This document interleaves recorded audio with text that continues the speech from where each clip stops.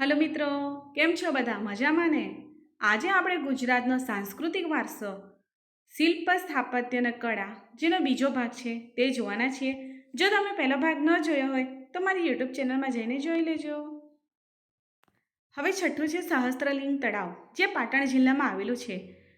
તો ચિત્રમાં તમે જોઈ શકો છો કે આ સહસ્ત્રલિંગ તળાવ છે. સહસ્ત્રલિંગ તળાવ એટલે કે 1000 શિવલિંગનું તળાવ. આ તળાવના કિનારે 1008 શિવાલય આવેલા છે. આ સરોવર મૂળ રાજા દુર્લભરાયે બનાવડાવ્યું હોવાથી દુર્લભ સરોવર તરીકે પણ જાણીતું છે. તેમજ આ તળાવનો જીર્ણોદ્ધાર સિદ્ધરાજ જયસિંહ દ્વારા કરવામાં આવેલો હતો. તેના શાસન દરમિયાન ગુજરાતના જુદા જુદા ભાગોમાં ઘણા કૃત્રિમ સરોવરો બંધાવ્યા હતા. તેમાંથી ટેકનોલોજી અને સૌંદર્યની દ્રષ્ટિએ આ તળાવ ખૂબ જ ચડિયાતું છે. આ જળાશયમાં દેવી દેવતાઓની સુશોભિત મૂર્તિઓ અને છતને આધારે આપતા સ્તંભ પર 48 સ્તંભોની હારમાળાવાળા શિવ મંદિરનો અવશેષ હતી. અહીં સુંદર કોટણી કામવાળા 3 વર્તુળોથી બનેલા સ્લુઇસ ગેટ છે, જે તમે આકૃતિમાં જોઈ શકો છો કે ચિત્રમાં જોઈ શકો છો. તો આ ચિત્ર છે તેમાં 3 વર્તુળ આપેલા છે, જોયું તમે? અહીં સુંદર કોટણી કામ દ્વારા 3 વર્તુળોથી બનેલા સ્લુઇસ ગેટ, જેનાથી સરસ્વતી નદીનું પાણી આ તળાવમાં આવતું હતું. માટે એવું કહી શકાય કે તળાવમાં કુદરતી રીતે સફાઈ થઈ શકે તેવી વ્યવસ્થા રાખવામાં આવી હતી.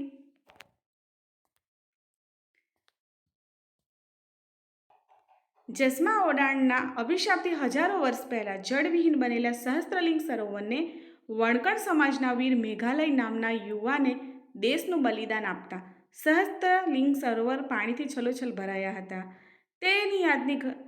તેની ઘટનાની યાદ તાજી કરવાથી વીર માયા અને સતી જસમા ઓડાણની ડેરીઓ સહસ્ત્રલિંગ તળાવની કિનારે ઊભેલી છે, જે તમે ચિત્રમાં જોઈ શકો છો. આ તળાવનું વર્ણન જૈન મુખી હેમચંદ્ર ચાર્યના ગ્રંથ દ્વારા દ્રશ્યમાન છે. ત્યારબાદ છે 7મું છે મોઢેરાનું સૂર્ય મંદિર, જે મોઢેરા મહેસાણા જિલ્લામાં આવેલું છે. ઈસવીસન 1026થી 27માં ભીમદેવ પહેલાએ મોઢેરાના સૂર્ય મંદિરનું નિર્માણ પુષ્પાવતી નદીના કિનારે કરાવ્યું હતું. મોઢેરાના સૂર્ય મંદિરમાં 3 વિભાગ મંડળો છે.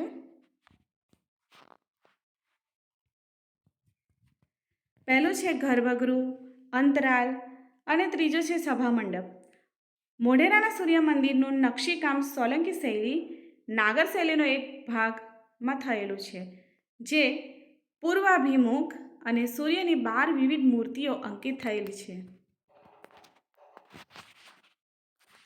મોઢેરાના સૂર્ય મંદિરનું પૂર્વ દિશામાં આવેલું પ્રવેશ દ્વાર એવી રીતે સ્થાપાયેલું છે કે સૂર્યનું કિરણ જ્યારે અંદર ગર્ભગૃહ સુધી રેલાઈને સૂર્યની પ્રતિમાના મધ્યમાં રહેલા મણિ પર પડતા સમગ્ર મંદિરનું ગર્ભગૃહ પ્રકાશથી ઝળહળી ઉઠે છે.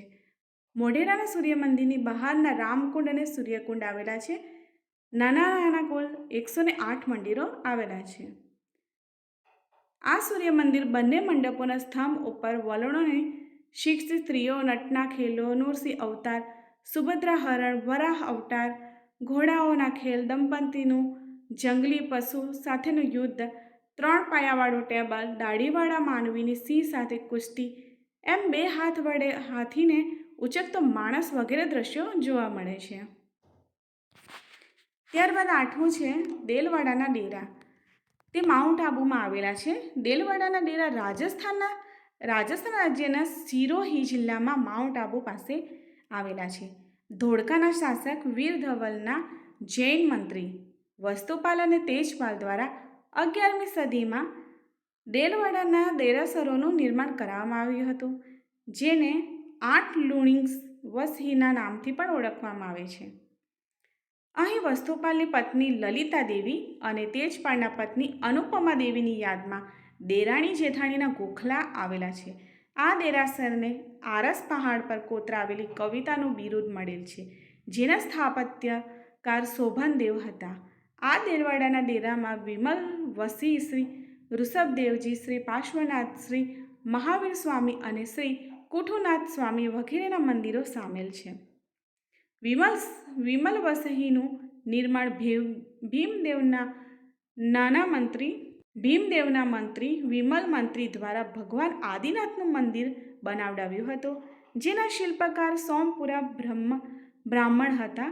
દેલવાડાના દેશના ભવ્ય સ્થાપત્ય વિશે ઓશો રાજનીશે કહ્યું કે તાજમહેલ એક સાદી સળંગ ઇમારત છે. તે દેલવાડાના મંદિરોની સરખામણીમાં કાંઈ જ નથી. અંગ્રેજ શાસક રાજા જ્યોર્જ પંચમએ દેલવાડાના દેરાણીના મુલાકાત લઈને કહ્યું, જો તમે દેલવાડાના ડેરા નથી જોયા તો તમે ભારતમાં ઘણું બધું નથી જોયું. ભારતના તમને ત્યાં દર્શન થશે. ત્યારબાદ કુંભારિયાના ડેરા, જે દાંતા એટલે કે બનાસકાંઠામાં આવેલો છે. આ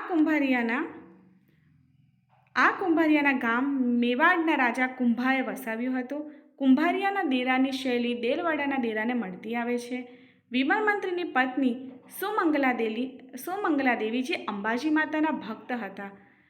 આથી તેમને તપોબળથી આ ડેરાઓનું નિર્માણ થયું હતું. આ ડેરાના નિર્માણ બાદ માતાજીના શ્રાપથી બનેલા 105 ડેરાઓમાંથી 100 ડેરા બળીને ભસ્મ થઈ જતા માત્ર ને માત્ર 5 ડેરાઓ બચ્યા હતા. આ 5 ડેરામાં કોણ કોણ હતું? તો મહાવીર સ્વામીનું ડેરાસર, પાર્શ્વનાથનું ડેરાસર, શાંતિનાથનું ડેરાસર અને સંભવનાથનું ડેરાસર અને નેમિનાથનું ડેરાસર હતું. કુંભારિયાના ડેરામાં જૈન ધર્મના જે 22મા તીર્થંકર હતા, જે નેમિનાથને સમર્પિત છે. ત્યારબાદ છે 10મું મણિ મંદિર, જે મોરબી જિલ્લામાં આવેલું છે. ગુજરાતના તાજમહેલ તરીકે ઓળખાતું મોરબીમાં આવેલ મણિ મંદિર ઈસવીસન 1935માં વાઘજી ઠાકોરે પત્ની મણિબાઈની યાદમાં બંધાવ્યું હતું. મણિ મંદિરમાં 130 ઓરડા સાથે 130 ઓરડા વચ્ચે મંદિર છે, જેમાં લક્ષ્મી, નારાયણ, કાલિકા, શિવ, શ્રીરામ, રાધા, કૃષ્ણ જેવા અનેક મંદિરો પણ આવેલા છે. આ મંદિર બનાવવાનો તે સમયે ખર્ચો લગભગ 30 લાખ જેટલો હતો. વાઘજી ઠાકોર બીજાના આ સ્મારકના નિર્માણ બદલ સૌરાષ્ટ્રના શાહજહાં કહે છે.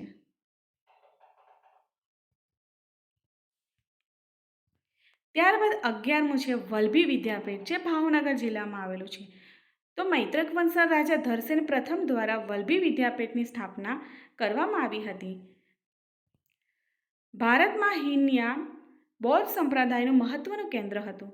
નાલંદા વિદ્યાપીઠ બૌદ્ધના વિદ્વાન સ્થિરમતી અને ગુણમતી અહીં આચાર્ય હતા. ધ્રુવસેન બીજાના સમયગાળામાં ચીની યાત્રી 640માં યુએનસાંગ વલ્લભી વિદ્યાપીઠની મુલાકાતે આવ્યો હતો. મૈત્રકાળ દરમિયાન બીજું જૈન સંગીતનું આયોજન અહીં કરવામાં આવ્યું. તેના અધ્યક્ષ પદે શમા શ્રવણ હતા. લોકવાયકા પ્રમાણે ઉમર બિન જમાલે આ વિદ્યાપીઠનો નાશ કર્યો હતો. ત્યારબાદ 12મું છે રણમલ ચોકી, જે સાબરકાંઠા જિલ્લામાં આવેલો છે. ઈડરિયા ગઢ પર રણમલ ચોકી આવેલ છે. આ ચોકી અલંકારમય સુંદર ઉત્તરાભિમુખ દેવાલયનું ખંડિયેર છે. જો કે મંદિરને શિખર કે મંડપ નથી. અંતરાલથી થોડો આગળ વધે છે, તેમજ પ્રવેશ દ્વાર દ્વારા સંપૂર્ણ ખુલ્લો છે. આ મંદિરે ગ્રીસના મંદિરોનું સ્મરણ કરાવે છે, જ્યાં રાજપૂતકાલીન જીન પ્રતિમાઓ પણ આવેલ છે. શ્રીધર વ્યાસ દ્વારા રણમલછંદ નામે પુસ્તક લખાયું હતું. ત્યારબાદ 13મું છે કીર્તિ તોરણ, જે વડનગર જિલ્લામાં આવેલું છે. તોરણમાં સ્થાપત્યનો અખૂટ ખજાનો અને પથ્થરોમાં નકશીઘર શિલ્પ જોવા હોય તો ગુજરાતના વડનગરનું કીર્તિ તોરણ જોવું પડે છે. વડનગરના કીર્તિ તોરણનો ઇતિહાસ પ્રાપ્ત થતો નથી, પરંતુ દંતકથા અનુસાર નરસિંહ મહેતાના પુત્ર શામળ શાહના લગ્ન અહીં વડનગરમાં થયા, જેની સ્મૃતિ રૂપે તોરણ બંધાવ્યું હતું. બસ અહીં આટલું છે. જો તમને વિડીયો પસંદ આવ્યો હોય તો લાઈક, શેર, સબસ્ક્રાઈબ જરૂર કરજો.